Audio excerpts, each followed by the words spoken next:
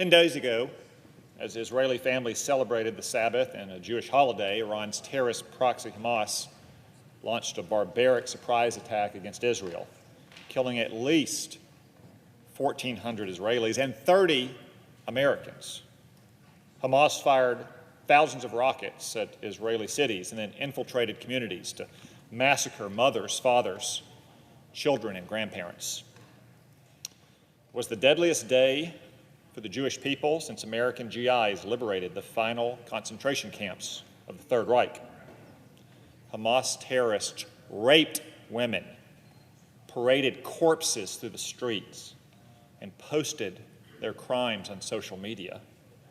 They burned families alive, and they murdered babies.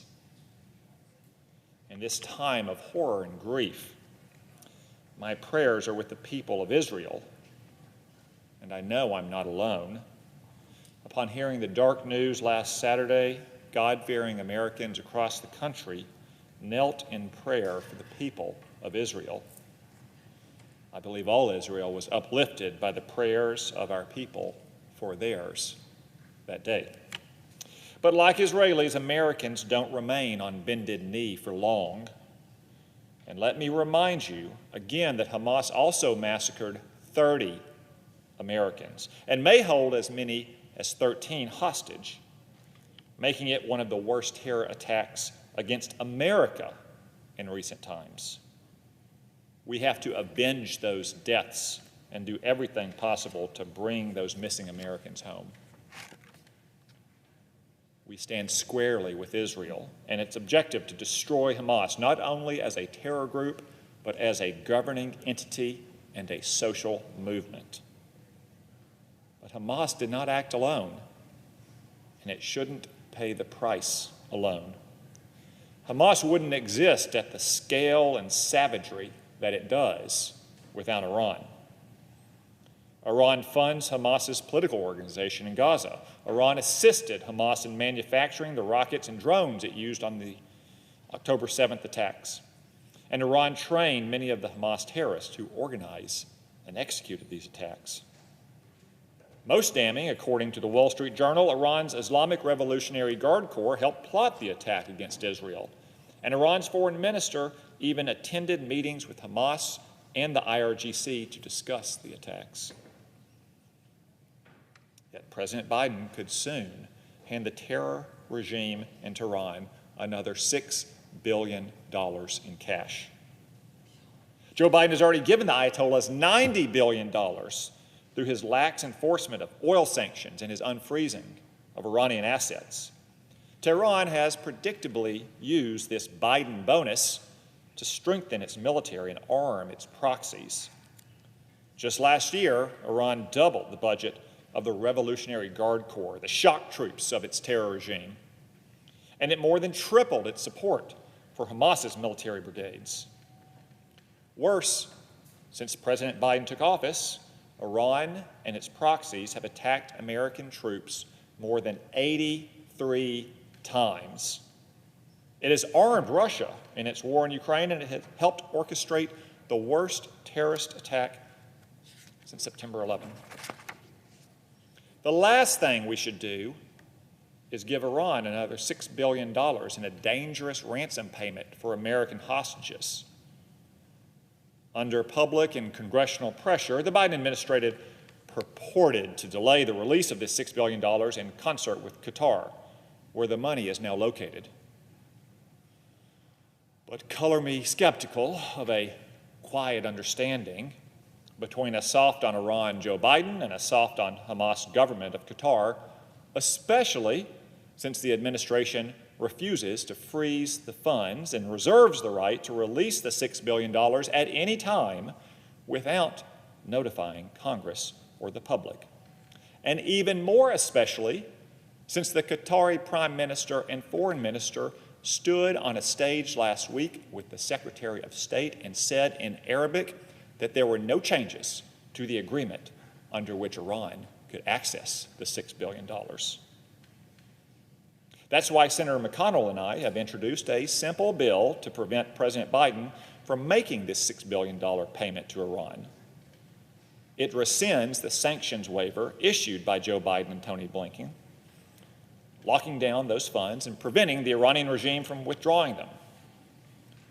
Like Barack Obama before him, President Biden simply can't be trusted when it comes to Iran. Appeasement and accommodation are instinctual for them. Whether it takes days, weeks, or months, Joe Biden will revert to form. In fact, he already seems to be doing so. This legislation would stop such a predictable reversal. I'm pleased to report that many of my Democratic colleagues have joined Senator McConnell and me to call for the freezing of this $6 billion. Understandably so, since it means Iran will have an extra $6 billion to support Hamas, to expand the Revolutionary Guard Corps, and to accelerate its nuclear program. So, will they allow this bill to pass today, or are they all talk on the campaign trail and no action here in the Senate? Let's find out. Mr. President, as if in legislative session, I ask unanimous consent that the Committee on Banking, Housing, and Urban Affairs be discharged from further consideration of S. 3041 and the Senate proceed to its immediate consideration. I further ask that the bill be considered read a third time and passed, and that the motion to reconsider be considered made and laid upon the table. Senator from Vermont. Reserving the right to object. Make a few comments. First of all, the senator from Arkansas speaks for 100 members of the Senate when he expresses his outrage at the horrendous killings, terrorist acts by Hamas against innocent people in Israel.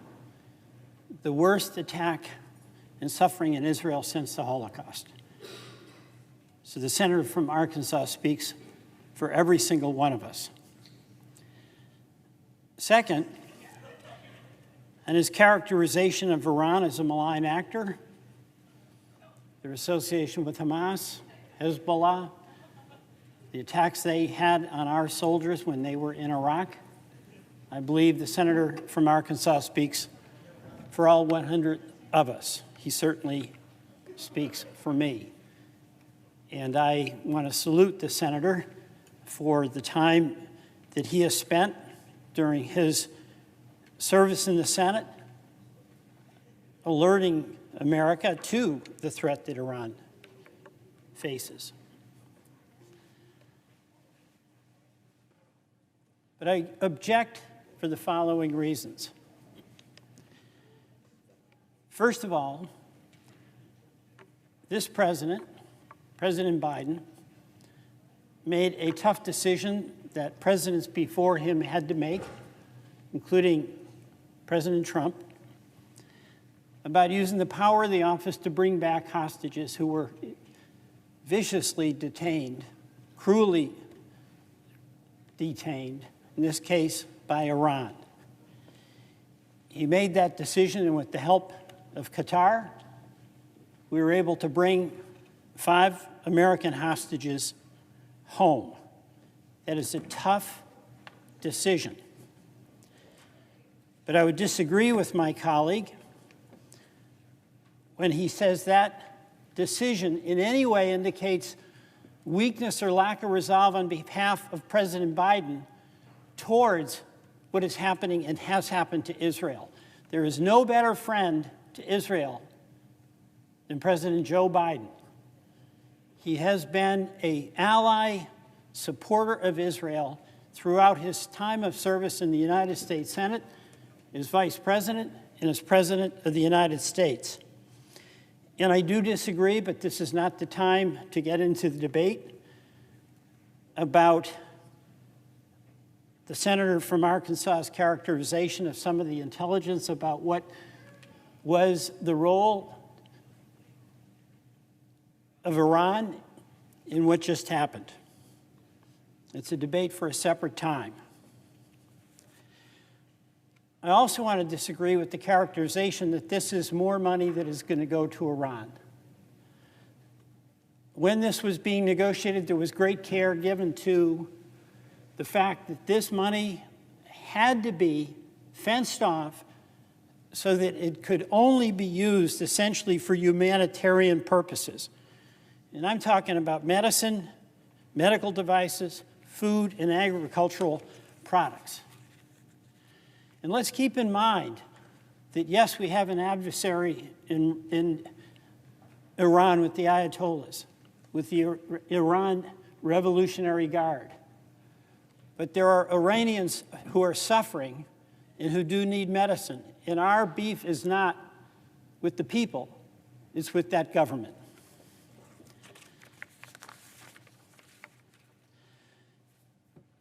How are these funds limited? No bank can approve any one of the transactions. This money is not in the hands of Iran. And for any money to be released, we have the backup of Qatar, where the funds are deposited. And the money cannot be approved for any expenditure to any vendor unless it gets approval from the United States government first. So there is constant monitoring to make certain that the purpose, that it be for humanitarian use only, is met. So the U.S. completely controls the valve in these funds with the backup of Qatar. Finally, this would be somewhat insulting to the confidence we've placed in Qatar and what diplomatic efforts they may be involved in now for other hostages, I don't know.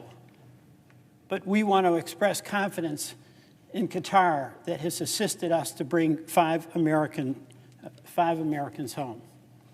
And then finally, there's the basic proposition. The United States made an agreement here. We got the benefit of that agreement with 5 Americans back home with their families. Mr. President, we keep our word. We keep our word. So for these reasons, I object to the unanimous consent request. Objection is heard. Mr. President, Senator from Arkansas. I just want to respond briefly to my friend from Vermont. And he's my friend from Vermont. I don't mean that in the way that senators usually say that when they say friends from another state, that they're not actually friends and they oftentimes can't stand each other. He is my friend from Vermont, and he's been so since we served together in the House some time ago. First, I will note, as I said, that 9 Democratic senators have joined my call to freeze this money. Those would be Senator Rosen, Senator Manchin, Senator Baldwin, Senator Casey, Senator Sinema, Senator Cortez Masto, Senator Brown, Senator Kelly, and Senator Tester. I will observe from that list, 7 of those 9 are up for re-election in difficult campaigns next year. Unlike my friend from Vermont, who just won his election in one of the most Democratic states in the country. So I wonder why these 7 Democratic senators who are at risk on the campaign trail last year weren't willing to join my bill. We offered them all the opportunity to join the bill, but it was radio silence. Could it be that they want to say one thing on the campaign trail and do another thing here in the Senate? A few points that the senator from Vermont made, that this was a tough decision to free hostages and that we have to keep our word. It's always tough decisions when we face hostage situations overseas. However, paying $6 billion for 5 American hostages, $1.2 billion for hostages, simply encourages more hostage taking. We saw this the last time we paid ransom to Iran under the Obama administration. They immediately took more of the hostages that we just freed by paying ransom. I also have to note that just a few weeks after we paid that ransom, Hamas perpetrated this attack and took over 200 hostages. Maybe they took a lesson from what President Biden did with the hostages held by Iran. And really, we can't be so naive as to think that, well, we've made this deal and we got the hostages back, so we have to give Iran the benefit of the bargain, as if you can deal in good faith with a terror regime like Iran. Second, Senator from Vermont said there's been no better friend than President Biden to Israel over his long career in public office. I have to say, I find it hard to believe that Israel can have no better friend than a man who has spent decades, to include 11 years as vice president and president, empowering Iran, the worst enemy of Israel, a regime that still chants death to America and death to Israel, by giving them hundreds of billions of dollars of sanction relief, by putting them on the path to get a nuclear weapon, by, for instance, not insisting that we continue the multilateral sanctions on Iran's missile program that expire under the nuclear deal tomorrow. That's right, tomorrow, October 18th, the 8-year anniversary of the part of the nuclear deal with Iran that says multilateral sanctions on their missile and drones will expire at a time when Iran is providing missiles and drones to Russia to kill Ukrainians. Joe Biden also, when he came to office, didn't just empower Iran, he was empower the exact terror proxies we're talking about. U.S. law prohibits the payment of aid to Palestinians that engage in so-called martyr payments, the grotesque practice of paying the families of suicide bombers and murderers of Jews, or paying them if they survive. Congress stopped that practice, something called the Taylor Force Law. The administration has refused to enforce that law. To my knowledge, they continue to say that they'll make aid payments to Palestinian entities, which in the end inevitably free up more resources to attack Israel. Which gets to another point the senator from Vermont made, that this $6 billion is sitting in Qatar and is kind of escrow account and is only going to be used for humanitarian purposes or things like food and medicine and so forth. I understand that's the argument. I get that. But of course, money is fungible. Iran now has $6 billion free to do other things. If a family in Arkansas is struggling to pay the bill for the groceries, and they don't know if they can buy Christmas presents for their kids, and they win a $500 gift card to a grocery store at a Friday night football booster club event, guess what? It may not pay for the Christmas gifts, but they now have $500 freed up to buy Christmas gifts. The exact same principle applies here. And no, the Iranian people or the Iranian government doesn't care for its people. That's why they oppress them and murder them. I grant you that.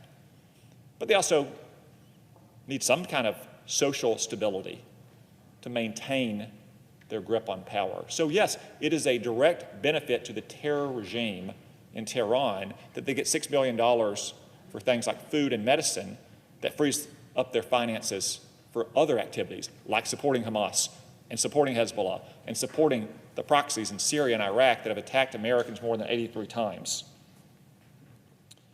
And the senator from Vermont also mentioned the suffering Iranians. They are indeed suffering. They have for more than 40 years under the yoke of the Ayatollahs. They have occasionally risen up in opposition. In 2009, during the Green Revolution, when Barack Obama stood idly by and did nothing to support these brave Iranians, with Joe Biden sitting by his side.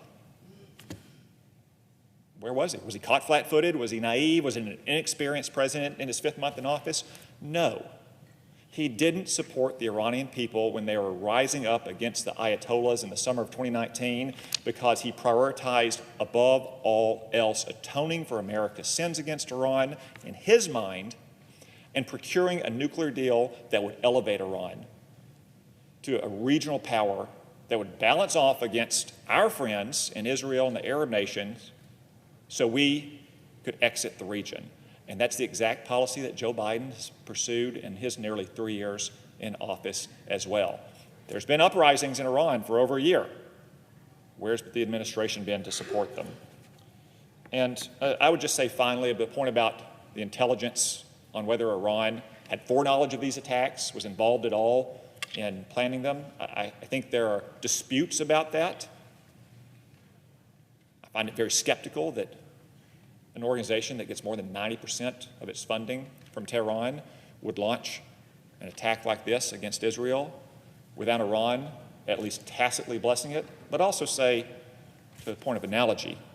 You cannot breed pit bulls, feed them, house them, train them to attack and kill, and then let them off the leash and claim no responsibility when they maul your neighbors.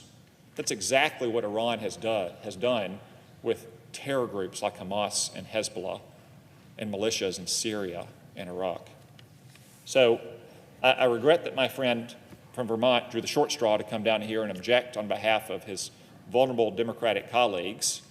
I'll continue to work with my colleagues and hopefully some of those Democrats who claim they want to stop this $6 billion from being released, because the last thing we should be doing after these atrocious attacks on Israel and on America, I remind you, is enriching the Ayatollahs any further. Mr. President, I yield the floor.